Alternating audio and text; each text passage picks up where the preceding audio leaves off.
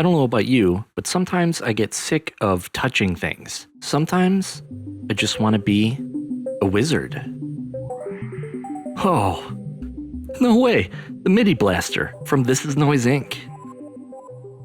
The Midi Blaster is a small USB MIDI controller with 4 infrared sensors, each with its own RGB LED display for visual feedback, and there are 2 buttons on the unit. It's kind of like a quad theremin, but you use it to send MIDI messages to your DAW instead of just outputting audio. You can use it to control anything that is MIDI assignable in your DAW, and you could also send the CC or MIDI notes out of your DAW and into any external synthesizer. And with some trial and error, I actually got this working with Modular. And a cool thing about the Midi Blaster is you can control one sensor separately from the other by strategically placing your hands in the right spot. So you can more easily modulate your different parameters, and it just looks more cool and wizard-like. So as I mentioned before, this works perfectly with any DAW, and you can just assign the MIDI to anything that's MIDI assignable. But to send the MIDI out to external synths, you do need some other piece of external hardware. Most interfaces have MIDI outputs that you could just send that MIDI out to whatever synth you want, and just set your DAW to send the Midi Blaster's MIDI out to that external instrument. Like in Ableton, you would use an external instrument rack. But my favorite, and I think the cheapest way to send MIDI out to anything, is just the simple Arturia key step. It's like $120 something, and it's cheaper than any MIDI interface, and you have the CV outputs to go to your modular. So it's a great way to sync your DAW and any external gear. So I'm getting the MIDI in through the USB on the key step, and then I'm sending it out the MIDI DIN jacks here to a big old MIDI hub that I have connected to all my external synths. So if I'm playing the key step, I could just easily do shift and hit the corresponding channel, and I could easily play that synth on here. I could record this to my DAW and send MIDI or CV out easily, and it's, like I said, like $125 or something. But I'm not here to promote the key step, but it is how I got this connected to my external gear, and that works great. Now, each of the sensors and buttons are customizable, the sensors in a variety of different ways. And you could do this with their web app, which I have a link down in the description of the video, so you can easily access that. So each sensor is customizable to its own MIDI channel and its own MIDI CC value. Or you could set it up to play notes.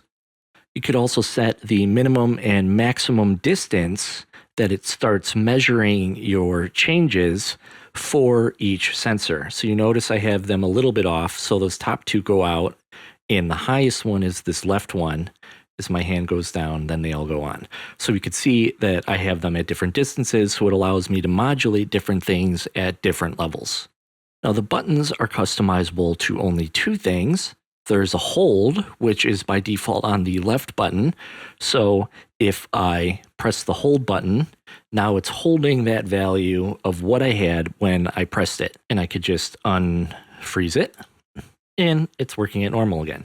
Now the other button will rotate between your presets. You get 3 presets with the Midi Blaster, and cycle through them with this right button here.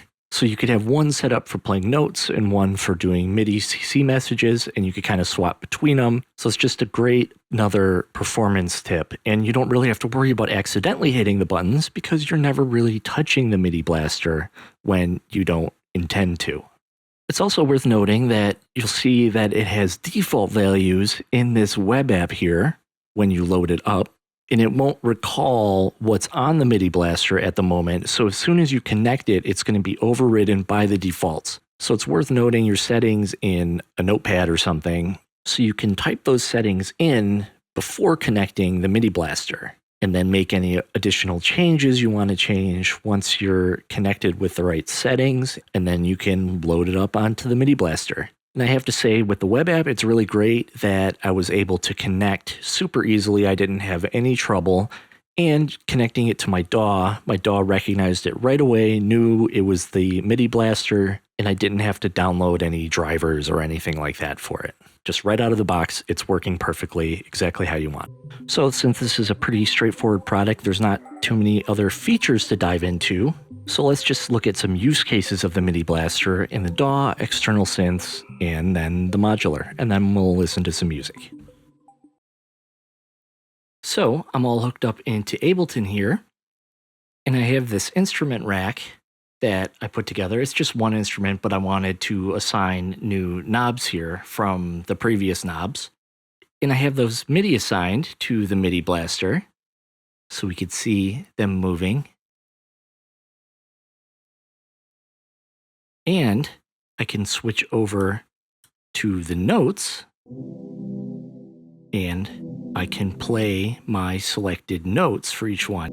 And obviously you could set your range different for each one so it's easier to hit each note. But for this instance, I'm just going to, play down here.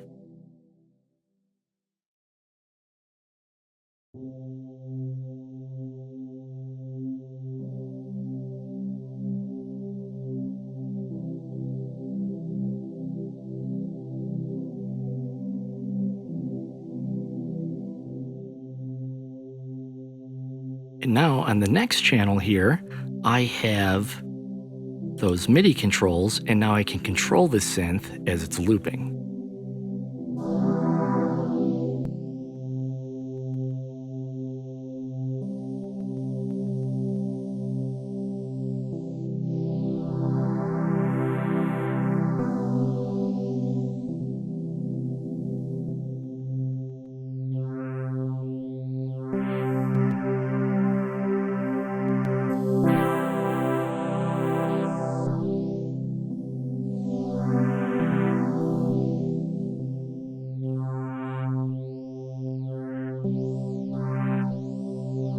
And that is using the Midi Blaster with Ableton for basic purposes. But now I'm going to show there's actually a Max for Live device, if you have Max for Live with Ableton, that allows you to MIDI map pretty much anything.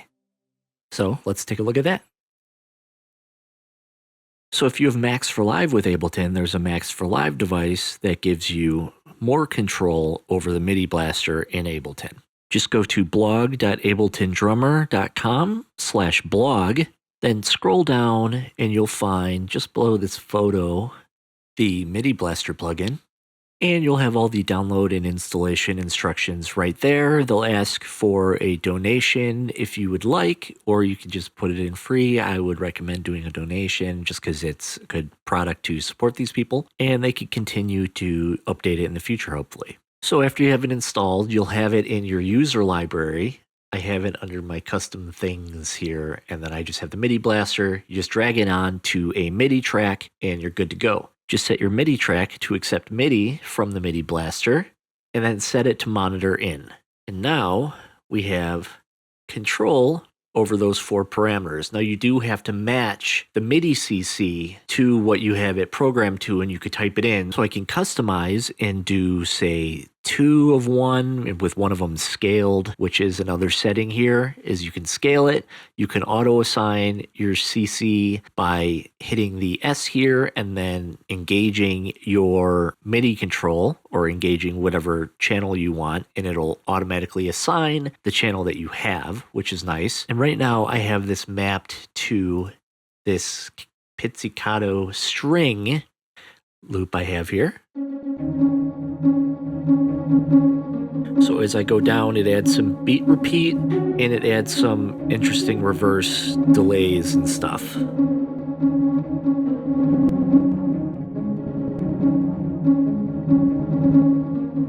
But what's different about this than just using regular MIDI assignments? Why should I use this Max for Live device? Well, with this, you only get your 4 MIDI assignments, and you can't really easily control the different things separately.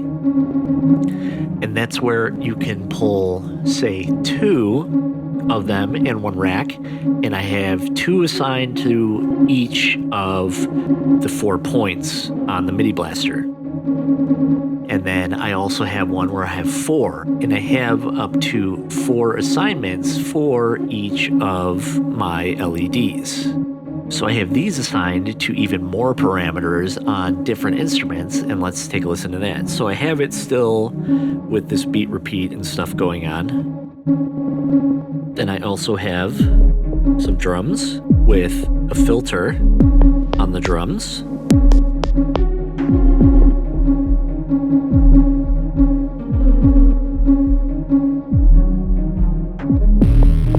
Then I have a bass.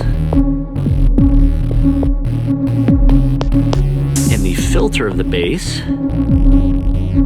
is assigned to this. You can see here it gets harsher.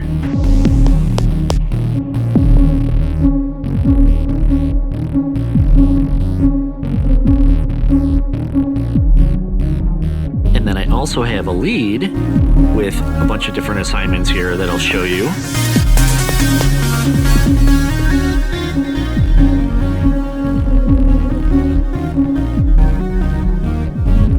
So in the lead, I have it assigned to the wavetable along with a filter and some distortion and saturation. So it really gets harsh, but then here it's kind of changing our waveform,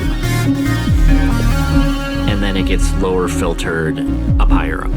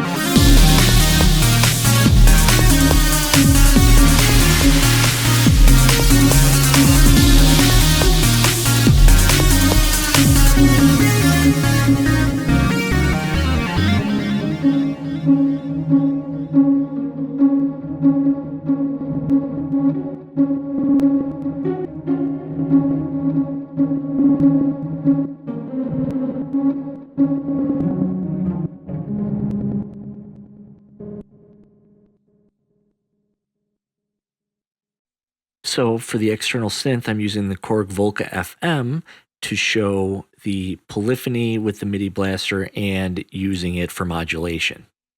Now I'm going to show you how to send the MIDI out with Ableton at least, and it should be similar in whatever DAW you're using. So I have a blank MIDI track that I titled External Instrument, and I'm going to go over to the Instruments folder in Ableton, and I'm going to go to just External Instrument and drag that right onto this. I'm going to select my MIDI from to be the Midi Blaster.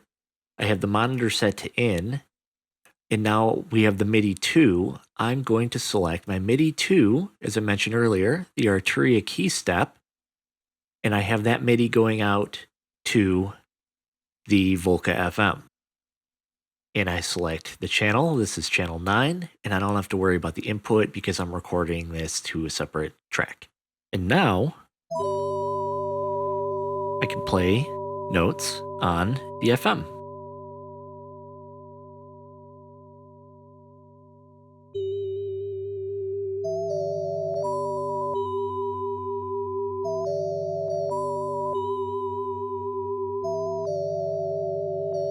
So I had to actually look up the MIDI implementation chart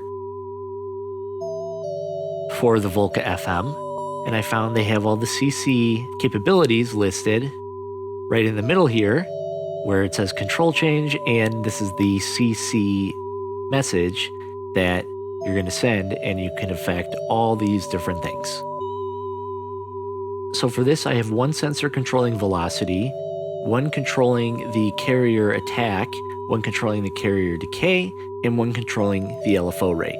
Let's switch to that. And we can see right on the FM screen here that we are getting changes. So we got the decay of the carrier. We have the attack of the carrier.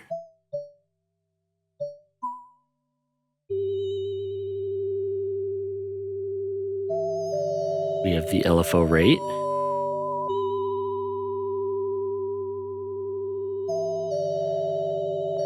And then we have the velocity.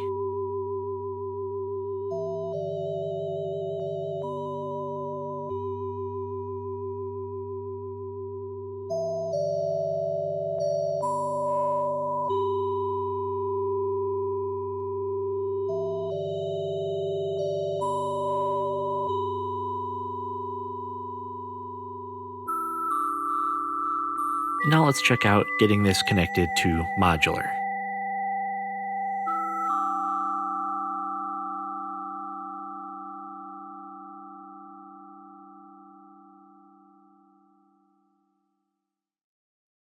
Now setting up with the Modular synth is going to be similar to setting up with the external synth, but we're just sending it to a module instead. I'm still doing the key step output into my MIDI hub, which is sending it out to my modular case, which is going into this 1U version of Mutable Instruments Yarns After Later Audio's Threads.